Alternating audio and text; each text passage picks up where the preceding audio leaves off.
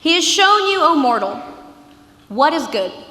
And what does the Lord require of you but to act justly and to love mercy and to walk humbly with your God? The past few weeks, if you've been with us, we've been working through Micah 6:8. We've been talking about what are the terms and conditions. What are the things that we skim past in our faith? What are the things that if I was to ask you, what does it mean to be a Christian? What does God require of you? That it is more than just love people, serve people, that these are the things that God requires of you. And the one we're going to talk about tonight, the last one, the one we haven't gotten to just yet, is really important because I genuinely believe that this could be the biggest roadblock in your life regarding your faith. That this could be the roadblock that you get into college and you're like, I don't want that anymore. This could be the roadblock that when tragedy strikes, you're not so sure that you want this faith anymore. This is the roadblock that people might look at you and say, I don't want to be like them. It's 2 words. 2 words. Love, mercy. Those 2 words hold a lot of weight, and I just wanted to jump in tonight because I think this really is that important. That this is what God requires of you, and it is difficult. And let me tell you, tonight I have a feeling you might even be really uncomfortable with this sermon. Because when I started really investing in my faith, when I started following Jesus and trying to live a life that looked like Christ, when I started living a life where I started wondering, what is the Holy Spirit leading me to do? When I started living my life wondering, who is God? My kind of issues with faith, it really wasn't so much science. I always feel like science and faith actually can go together really well. It wasn't even really other religions until I got older, but I wrestled with doubts about that as well. Really, what my issue was this idea of mercy. And it starts out really philosophical, right? I'm sure some of you have thought about it before, of like, how can God forgive them? You know, you think of the evils of the world. Like, how does God feel about like Hitler or serial killers like Jeffrey Dahmer or Ted Bundy? And I don't want you to go off track in your life groups and talk about that. If you have those questions, those are normal questions. Just come talk to me and Sean later. Don't make your life group have that conversation all evening. But it went from the philosophical, the big evils of the world, until finally it was about what I felt were evils or wrongs in my own life. How can I follow a God who forgives and loves them? How am I supposed to forgive this person who hurt me so deeply? How am I supposed to forgive or show mercy to someone who abandoned me? How am I supposed to forgive or show mercy when they know what they did and they betrayed me and they did it and they didn't care? See, mercy defined is this for tonight: forgiveness that does not have to be earned. It doesn't have to be earned.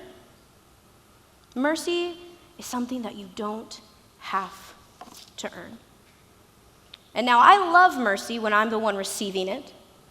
I love mercy when I agree with the judge, but I don't always love extending it because I quite frankly, I want people to earn my forgiveness. I want a really nice, fancy apology often. Maybe I want to stew in the hatred or the grudge I'm holding. But mercy means that it's not earned, and we're called to love giving it, which sounds really, really awful. And maybe right now you're like, oh, I've heard that before. You haven't been there yet, where one day someone will deeply hurt you. And what does that mean for your faith life? See, the story of Joseph, that's what we've been walking through the past couple of weeks together. The story of Joseph, we've said this every week, it is a roller coaster, okay? Ups and downs, it's crazy. I kind of gave y'all some symbols. The story starts off, Joseph is kind of a jerk to his brothers. He's a little arrogant. They don't show him mercy. In fact, they overreact. They sell him into slavery here. And then through a bunch of crazy series of events, you imagine the bitterness, the anger he's holding on to. He has the ability to interpret dreams. This is what he's good at. Pharaoh, strongest person in all the land, finds out. Pharaoh raises Joseph up to be second in command. Joseph uses these gifts of being able to interpret dreams to help save Egypt from a famine. There's no food anywhere, but they had stored up food in advance because of Joseph. And we talked about doing justice because it would be really easy to hold on to all of that food yourself, because what if there's not enough for my people? But instead, Joseph helps others. He knows that this might cost me something, but I'm going to act justly and help these other countries that are starving. Our story keeps going. That's where we are tonight. And what happens is, because of this famine, because people are starving in the streets, this story, it really is like a soap opera, okay? Who would guess? But his brothers now need food. The same people who sold him into slavery. Imagine the people who you have done the most wrong to in your life, maybe that awkward moment where you were talking bad at them and they overheard, or you sent a screenshot to someone who it was actually about, that awkward moment. This is 1 million times worse than that, okay? They sold him into slavery.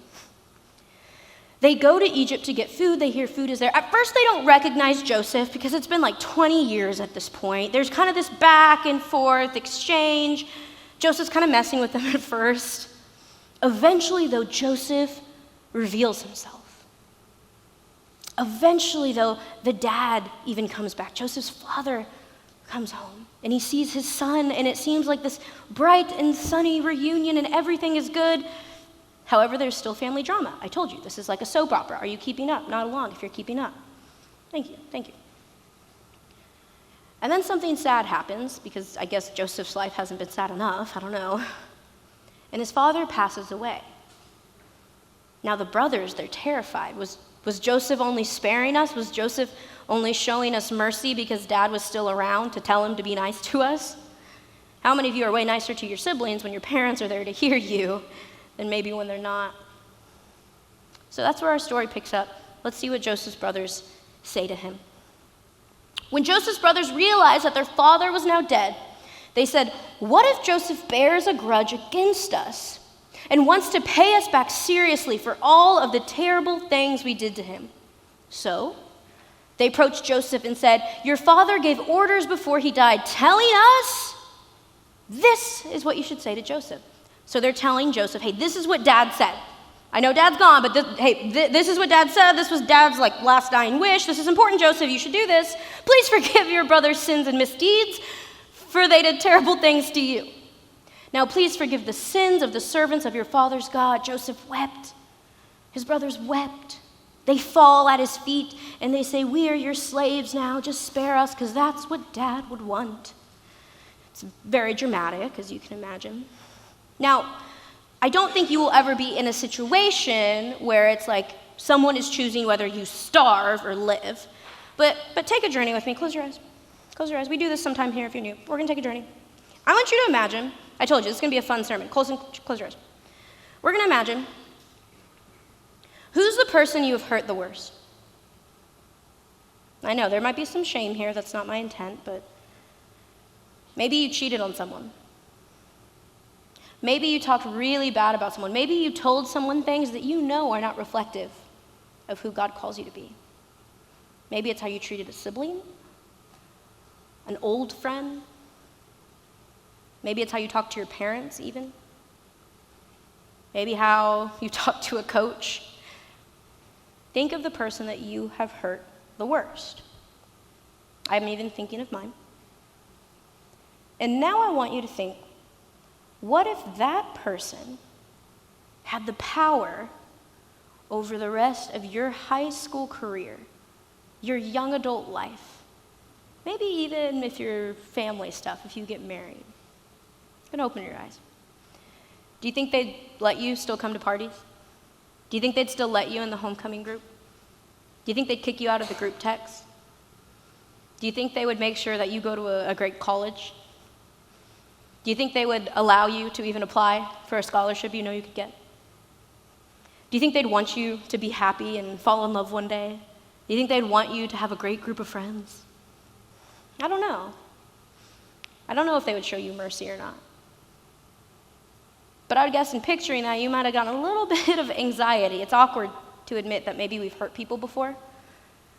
And it's sad, too, to have to admit that we hurt others, too. See, the story of Joseph, it reminds me a lot of what is happening in our world today. See, you are a generation, you know this.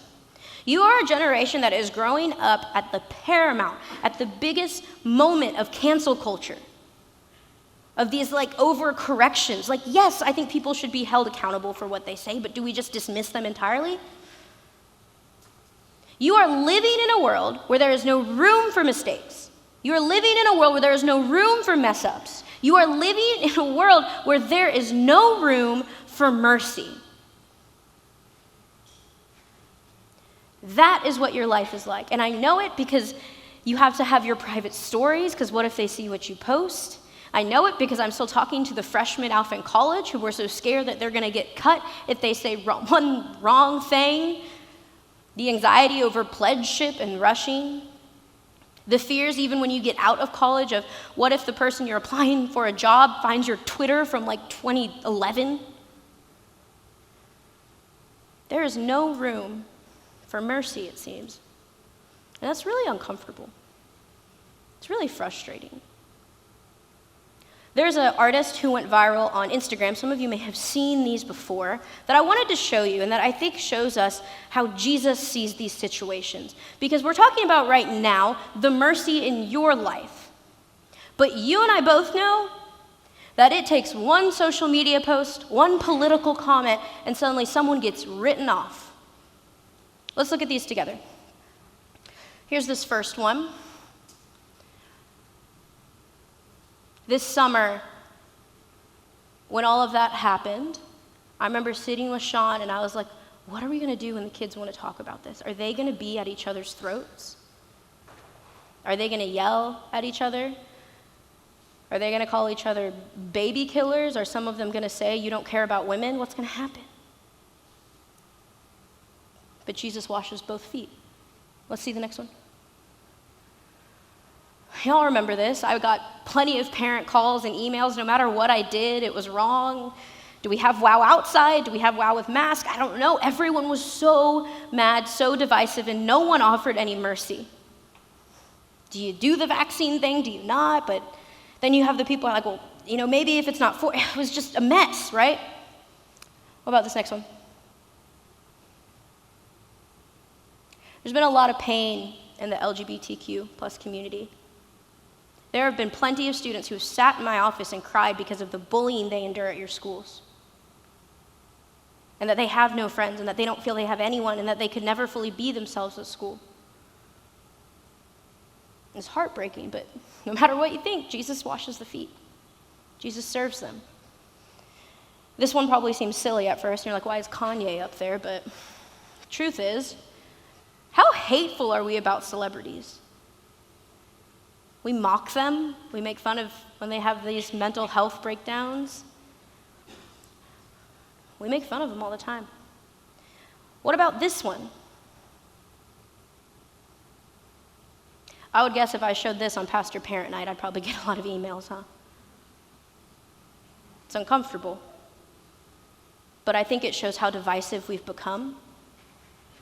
When we just see people for things we disagree with, things we don't like about them, things maybe we hate about them, and we don't see them as people deserving of mercy and made in the image of God, even though we just read a verse that says this is required. And this last one here is, I would ask, how often do you let yourself engage in mercy? Look at this last one. Do you need to forgive yourself? Maybe you haven't earned it, and that's okay. I love this last image here. The caption for it is, Jesus, bring my life back to color. A lot of you have opened up to us about mental health, and you feel a lot of shame because you just want to get over it. You know your family is exhausted, your parents are exhausted, you are exhausted, and you add just the extra layer of shame to your life, and you don't ever give yourself any mercy. You don't ever give yourself that forgiveness. that doesn't have to be earned. That's why it's holy. That's why God calls you to do it. And we look at those images, and I guarantee that there is an image in there that you're like, I wouldn't like that person. I would argue with that person. But Jesus says, wash their feet and serve them. That is why I think this could be the biggest roadblock of your life, because there are going to be people who hurt you, there are going to be people you don't like, and you're still called to serve them and show them mercy anyway. Whether you think you are so right or whether you are too ashamed to admit you're wrong. And here's why we do it, because that's how Christ lived. When we look at Micah 6:8, what does the Lord require of you but to do justice? That's what Jesus did. Jesus flipped tables at injustice. Jesus saw people getting so taken advantage of that he literally flipped over someone's table. That's who Jesus is. Love mercy, you know this. Jesus went to the cross. Jesus died for you and me in a gruesome death. You know the story, but we don't like to talk about Good Friday. We like to talk about Sunday when Jesus raises from the dead and Jesus loves us. But Jesus showed ultimate mercy. And don't get me started on humility. God came in human flesh and walked among us, born in a humble manger, a barn, lived a perfect life, died and was resurrected again so that you and I could walk humbly with God, could have a relationship with God, could understand that God gives us mercy and that we're not bound by the reputation you have at school, that you're not bound by what your old friends say about you who don't even like you anymore. You're not bound by the reputation you got for cheating on someone or hurting someone. You're not bound for the gossip and the lies. God's mercy changes that for you, and you are called to give mercy to others so that they can see it for themselves. Because look, if you hold a grudge, it might seem doable at first, right? It's like holding a weight.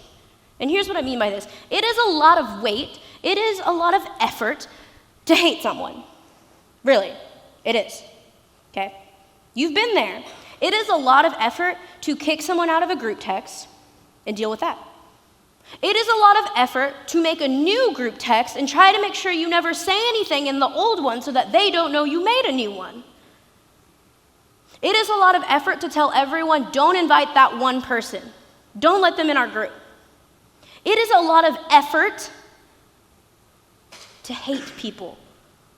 It is a lot of effort to hate that person from 5th grade who hurt you so badly, and you probably are even angry because they don't deserve it. It is a lot of effort even to hate your parents, even if they do deserve it. I've heard some of your stories. I get it.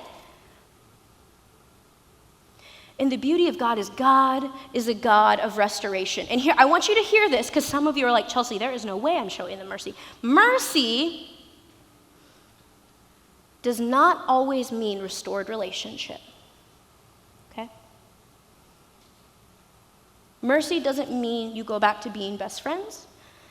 Mercy doesn't mean you go back to the person who cheated on you. Mercy doesn't mean that you now have a perfect relationship with your parents. Mercy doesn't mean that. Mercy means that God will restore peace. Mercy means that God will give you peace back and you don't have to carry this. That's what it means. And some of you know you've been carrying that because you're still thinking about that person who you can't stand. You don't even like to listen to them breathe in class. And God didn't intend for you to carry that. And I know they might have hurt you bad. I know they might not have even asked for forgiveness. I know they might not even be sorry. But mercy is for people who don't deserve it. And so you imagine Joseph standing there with his brothers, the people who sold him into slavery. All of us would be like, yeah, that makes sense. If he said, go away and do this and good luck, good riddance, we would understand. But here's what happens instead in the story of Joseph. Here is how chapter 50 ends. This is the ending of the book of Genesis. But Joseph said to them, don't be afraid. Am I God? Of course not. You planned something bad for me. Do not miss this because I think about this all the time in my life, this specific verse. But God produced something good from it in order to save the lives of many people, just as he's doing today. Now don't be afraid. I will take care of you and your children. So he put them at ease and spoke reassuringly to them. Y'all have walked through tough things in your life. You have worked through bad relationships. You have worked through family issues. You have worked through a variety of struggles. You've probably worked through not even liking yourself very much. But in those hardships, when you drop the grudge maybe you had for yourself, when you drop the grudge maybe you had for someone else, when you drop the grudge maybe you have towards your parents, when you drop the grudge, that peace will come back into your life, and God produces something. I don't know what that something is going to be. I can't sit here and go through all the examples tonight. But I have found in my life, in those moments where I offered people mercy, God produced joy in some of the most bitter seasons in my life because I wasn't holding on to how angry and how unfair this was. In some of these moments in my life where I offered people mercy, God produced new friendships. And some of those times, God nurtured that relationship, and some of those times I walked away from that relationship and God produced something else that was good and that was holy. You are required to love mercy. So who do you need to extend it to? Is it yourself? Is it someone you know? Is it someone here? Is it someone in your life group? I don't really care if your life groups are awkward tonight. Do it. Is it a family member? Because you are required to extend mercy. These are the terms and conditions of growing in your relationship with God. Now, knowing who Jesus is, right? That's how you get started. But a relationship is so much more than just its start. These are the requirements. My prayer for each of you is as you wrestle with this, you know that your leaders have the wisdom to help you figure out how do you extend mercy? Do you enter back into that relationship with that person or not? Is the friendship restored or not? I don't know, but I promise your leaders do have that wisdom. So as we wrap up tonight, I just want you to know that God loves you and that this wasn't the lightest way to start WOW for the school year. I know. But I want you to know whether you are religious or not, whether you are bought into your faith or not, come back, look at me, don't look at the band. That this is who we're going to be. We are going to be people who understand that it is required to do justice in this world, that it is required to love mercy, and that it is required to walk humbly with God. Would y'all pray with me?